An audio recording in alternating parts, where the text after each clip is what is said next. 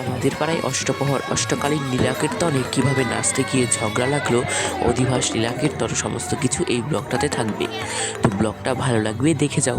কেনই বা এত সুন্দর নামযজ্ঞ অনুষ্ঠানে ঝগড়া লাগলো তোমাদের সঙ্গে সেটাও তুলে ধরবো। এত সুন্দর আনন্দ করছে এর মাঝে কিভাবে ঝগড়া লাগলো তোমাদের সঙ্গে সেটাই তুলে ধরবো। আর গোবিন্দর অধিবাসের জন্য কিভাবে আমরা জল তুলে আনলাম সেটাও তোমাদের সঙ্গে তুলে ধরবো। তো চলো বন্ধুরা, প্রথম থেকে শুরু করা যাক। তো সবাই মিলে বেরিয়ে পড়েছিলাম অষ্টপ্রহর অষ্টকালীন লীলাকীর্তনের অধিবাসের জন্য জল আনা। আর তোমরা এখানে দেখতেই পারছো আমরা সবাই মিলে খুব সুন্দর আনন্দ করতে করতে মহাপ্রভু শ্রী চৈতন্যের জন্য গোবিন্দর জন্য জল আনতে যাচ্ছি। নামযজ্ঞ অনুষ্ঠানের ব্লগ দেখতে চাইলে লাইক করে সাবস্ক্রাইব। হ্যাঁ বন্ধুরা, নবদ্বীপ থেকে দল আসতে চলেছে নামযজ্ঞ অনুষ্ঠানের জন্য।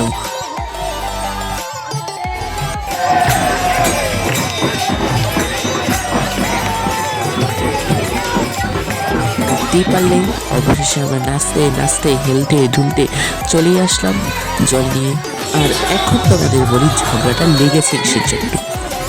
তার আগে তোমরা আমাদের প্রাণ গোবিন্দকে দর্শন করে নাও।